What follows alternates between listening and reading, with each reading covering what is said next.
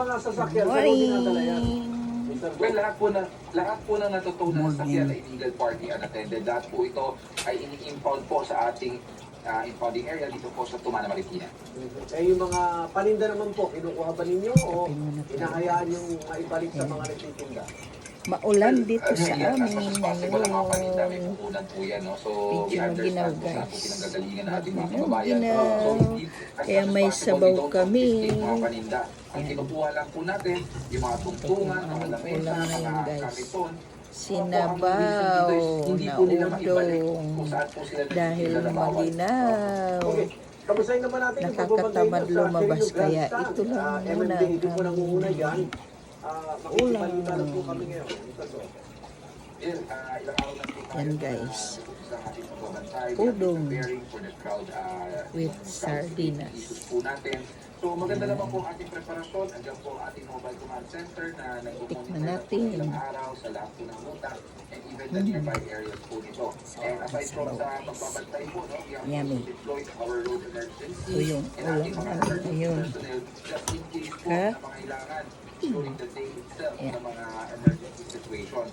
And aside from that, andyan naman po ang ating mga rescue personnel o ang ating mga traffic enforcers na ang kanilang responsibilidad ay hindi lang po magmando ng traffic but to ensure na maayos po ang lalakaran at ng transportasyon, maayos po ang parada at wala po any untoward incident na mangyari po. Maraming salamat, MMD Special Operations Strike Force Chief, Gabriel Co. Ingat po kayo. Maraming salamat din po at magandang umaga po kayo. Sa mga pupunta naman sa Minor Basilica and National Shrine of Jesus Nazareno dahil inspirasyon pista. Magbaon po ng mahabang pasensya dahil inaasahan ang pag-aabari ng pila bago makapasok sa simbahan. Ito ay bunso ng pinag-spin ng seguridad. Yung unang balita live, EJ Gomez. EJ,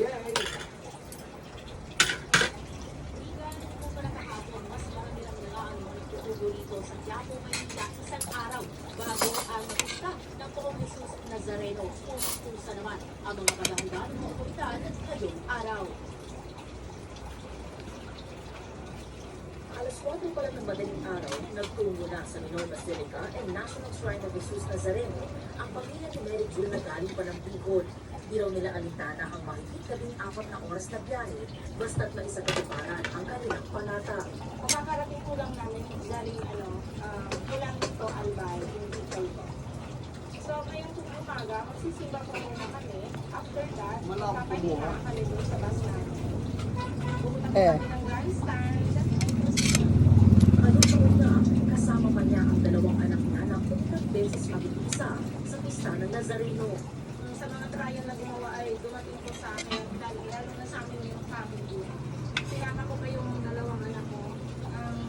Yung trust ni God na sana mahili lahat ng mga problem and lahat ng kahit sa buong mundo.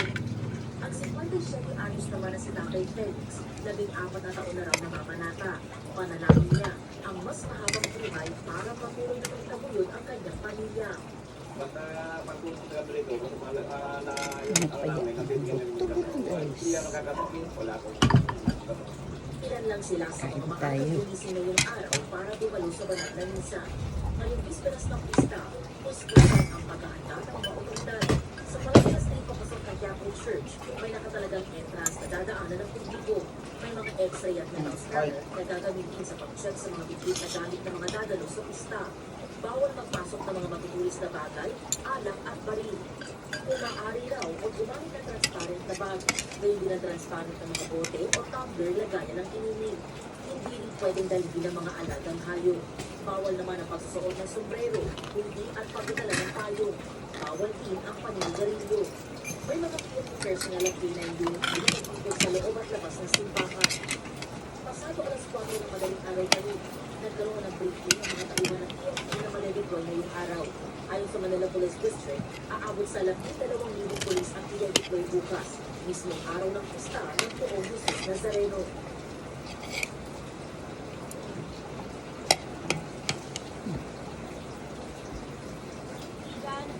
Yummy.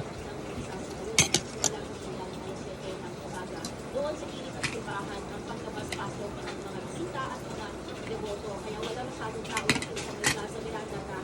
Bakit ka mo yung kagad? Siguro.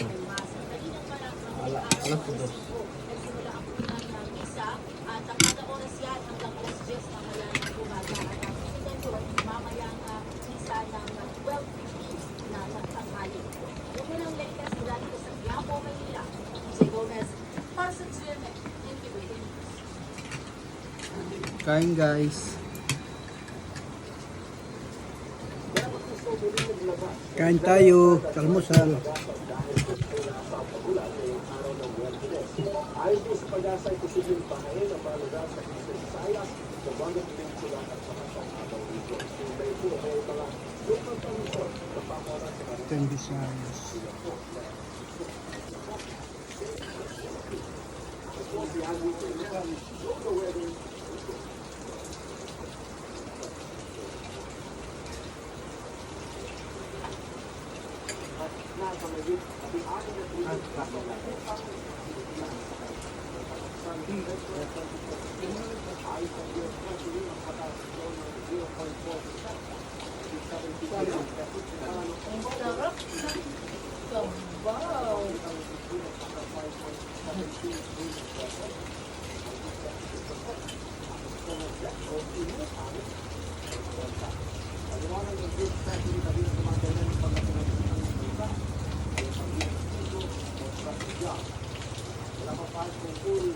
dito ang nakikarami ng Gulf Authority o NEPA, ano ang Bangko Sentral ng Pilipinas sa utang na yan.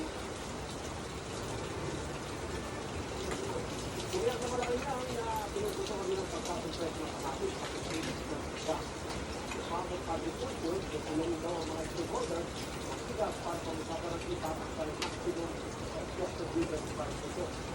Sabi sa akin, what the heck? Umpisa pa ng Marcos administration ang presyo ng gas at isa sa pinaka-tumutukan. Isang monitoring ng Department of Agriculture, umaabot sa mahigit 60 pesos ang presyo ng imported rice. Kalit mahigit 43 pesos na ang presyo nito ang pasok ng bansa o yung tinatawag na landed cost. Dapat ang presyo ng buwan is 51 to 50 pesos, hindi pa 50 pesos. So dapat 160. Depende kung saan nilangkat at sa klase ng gas, magkakaiba ang landed cost. Ayon sa Philippine Rice Industry Stakeholders Meeting, kami mga miyembro sa dapat ng gas. Sabi at di pumataas na ang mahigit 60 pesos na presyo ng mga presyo ng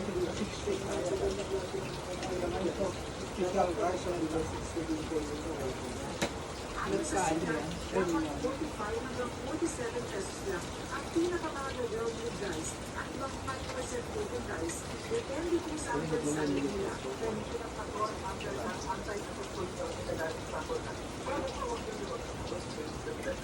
Tutulungan ng DN stakeholders para pag-usapan ang pagkatakda ng maximum suggested fuel price o pinakamataas na pwedeng presyo sa bigas.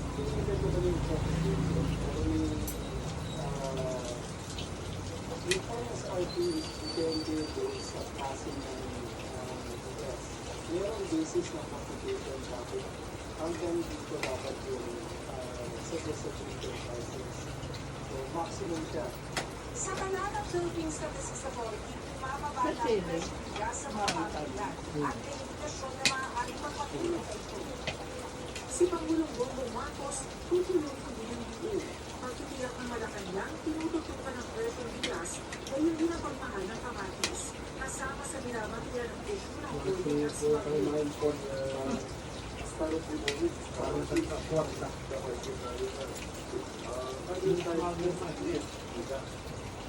Mula yung umpisa, yan afford ever ang life map pero nga pumasok yung yan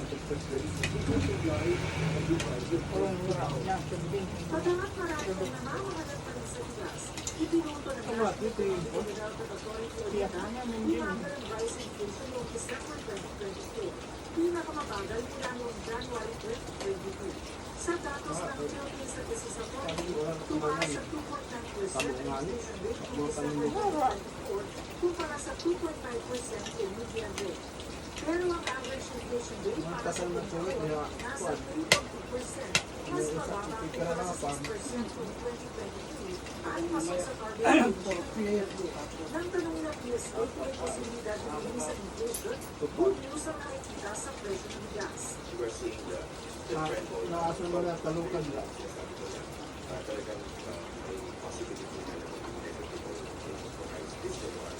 Pero pagdating sa ibang produkto, Meron tayong pagtaas pa, particularly best of all, kasi sabi ko kanina yung kamatis, tumataas na rin. Ang critical of course would be the transportation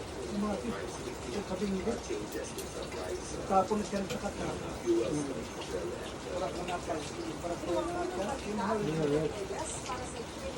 Ilabog yan ang kamatis. Kapag dadilan nila naman ito, yung barko yan ng kaaraw. Ilabog na nila. Kaya ibabalikan ito nila, mahal naman. Para kanila pagpapalitin mo. Mamahal naman ito. Ibalikan nila.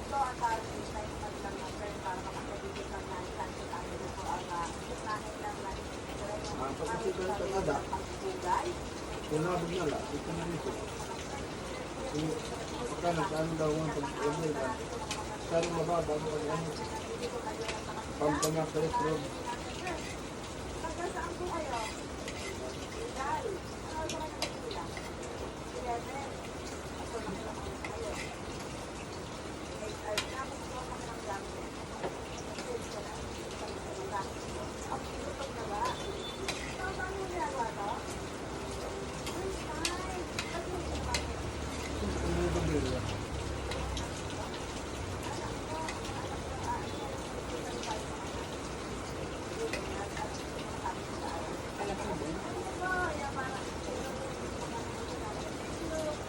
Ano, di na mga sulat ano.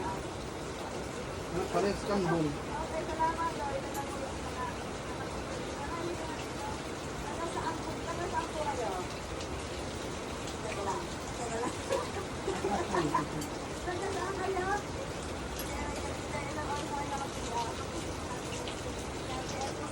Pwede tatay. Gutom na po yan. Okay lang. Okay lang. Minsan lang naman. So, mga ilang oras na kayo nakabilan? 10 hours, ganyan? Hindi, may kabilan. Pag-ibig ko ba talaga? Taon-taon ginagawa. Ano yung nililin mo? Program ko pala. Wisdom at saka kalakasan. So, matagal mo ginagawa. Gano'ng... Mga nagkaluboso parang yumaman. Okay. Isa po yung nagkakaisabi. 2004 po, nag-start kami. Okay. Sige, salamat. Kaya-kaya pa naman daw ng ating mga kapuso yung huwag naman daw mga nakapuso po natin. Hindi mo lang mga kasal talagang 7, 8, 9, 10 hours na sila nakapila dito. Dahil kagabi pa nga at dahil nga sa dami, ay talagang medyo makababa yung oras na bulitin sa bago makakaya dito sa dance natin sa ng ating as of 6 a.m. Ayan po dito sa Manila Police ay umabot na po sa 37,000 na katao ang nakapagbigay ng pagpupugay sa ilahe ng Poong Sareno na dito po sa Quirino Grandstand para po sa transmisyon bukas yan para po sa listahan ng Poong Jesus Nazareno. Ito po ang update natin mula rito sa Quirino Grandstand, Balikan Studio. Ikinababahala ng Malacanang ang pananatili ng tinaguriang monster ship ng China Coast Guard sa loob ng exclusive economic zone. We have been challenging the presence of that monster ship. The Coast Guard, our Coast Guard, has always been very alert in following up yung presence of that monster ship. Pasupot-supot, and it is within our exclusive economic zone. Ayon sa monitoring ng PCG, bumalik malapit sa Capones Island sa Zambales ang monster ship kahapon. Doon din ito namataan ng Sabado, bago lumipat malapit sa Lubang, Occidental Mindoro nitong Lunes.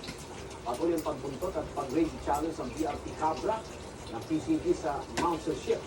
Para masundan ang BRP Cabra, may pinadalang helicopter ng China. Git ang Chinese foreigners illegal at makatuwiran ang aktibidad ng kanilang Coast Guard sa South China Sea. Siyang kaminero ang naprap sa isang binahang coal mining site sa India.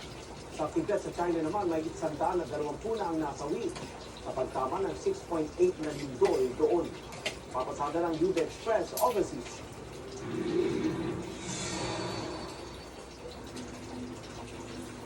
Nagbagsakan ng mga panindang yan sa isang convenience store sa Tibet, sa China, sa gitna ng pagyanig ng magnitude 6.8 na lindol doon. Ramdam din ang lakas ng lindol sa iba pang pasilidad. Pangyayari. Napatakbo sa kalsada ang ilang residente. Maraming gusali at ari-arian ang nasira. Sa muling tala, mahigit 120 ang patay, halos 200 ang sugatan. Patuloy ang rescue operations. Sabi ng China Earthquake Network Center, ang Tingri, na kilala bilang Northern Gateway sa Everest region, ang epicenter ng lindol. Ramdaman din ang lindol sa mga kalapit na bansang Nepal, Bhutan at India. Sa Mount Everest, nagdulot ito ng ilang avalanche ayon sa isang mountain climber. Pansamantalang isinara ang Everest region sa mga turista. Papalabas, hindi rin naman, siguro. Binaba ang mga rescuer na yan sa isang coal mining site na pinaha sa Assam, India. Sa gitna ng rescue operations sa hindi bababa sa siyam na minero na trap doon itong Lunes. 3 labi na raw ang natagpuan ng rescue teams pero hindi pa na-recover ayon sa mga otoridad. Base sa investigasyon, tila illegal ang nasabing minahan. Posibleng may tinamahan daw ng water channel ang mga minero kaya pinasok ng tubig ang minahan. Ito ang unang balita, Bam Alegre para sa GMA Integrated News. Sa gitna ng naranasang malamig na panahon, patok sa mga bisita ang isang giant hotpot sa Harbin City sa China. Kanya-kanyang pili ng mga pagkain na kadubog sa kumukulong sapaw ang mga bisita. Napapalibutan ng napakalaking hotpot ng mga estatwa ng 12 hayop na nasa Chinese zodiac. Thank you for watching, guys. Bye-bye.